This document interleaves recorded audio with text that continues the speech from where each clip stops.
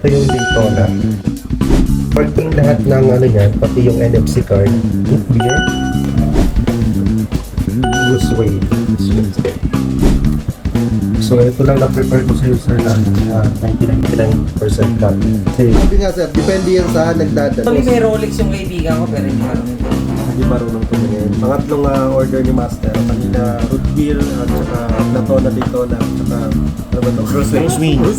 Ang sabi niya sa akin, tignan lang daw. Bibilhin na pala. Ang client na to mga Master ay CEO ng isang company. Yo, yo, yo! Panibagong araw, panibagong relo.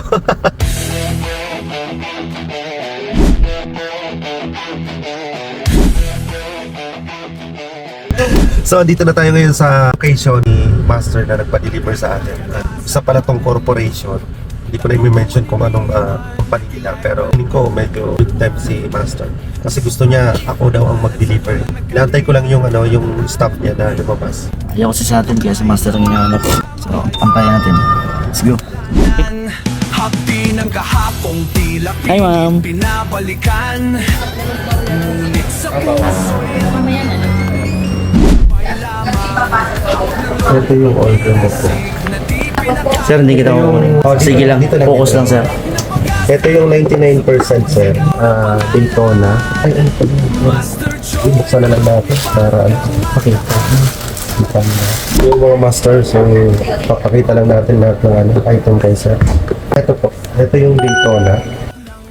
Working lahat ng yan, pati yung NFC card. I-prepare ko sir lahat. Yung natin, hindi ako makapag kasi i-request pa po yun sa manufacturer natin. Ano naman ay root beer.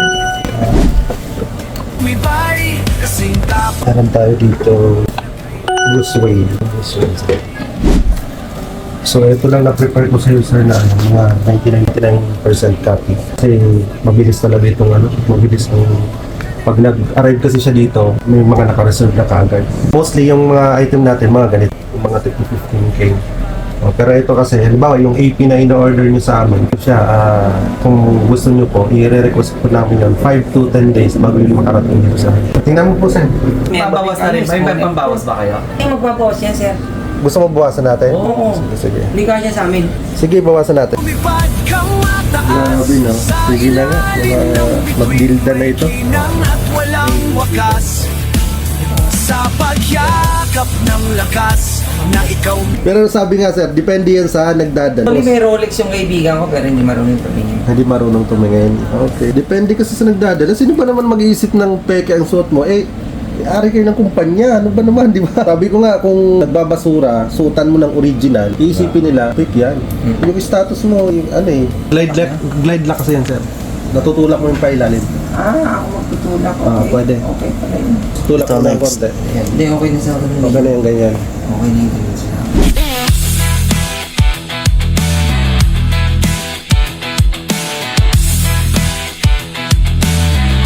Tingnan yung ni Rolex yun Bago nyo po isat ng real time, i-wind nyo muna ng 24 hours ba? Pangatlong order ni Master. Kanina root beer at saka Daytona at saka ano ba to? Bruce Wayne. Bruce Wayne. Pinapaputunan na ni Master gawa ng Para masuot na. Master Choi. Tindan tayo ni Master, 3 unit ang inabid niya. Tapos may service tayo ngayon, first time ko Nagbawas ng strap.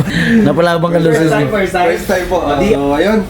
Sir, sir, okay na po? Okay na, Okay, salamat. Dalawa tayo kanina, dito na lang natin itutuloy sa bahay. Uli, akala ko isa lang yung kukunin niya sa atin. Nagpadala siya sa akin ng 2, gusto niya sana mga Audemars, no? Ang sabi niya sa akin, tignan lang daw. Pero hindi ko alam, bibilhin na pala. Hindi lang isa, 3 piraso ang kinuha niyang high-end quality, authentic copy. Yung client na to mga Master ay CEO ng isang company. Fortunately mga Master, syempre dahil kilala tong tao at saka hindi siya mahilig magpa-video, hindi na namin siya kinuhanan. Proof of payment, grabe ang kapal oh.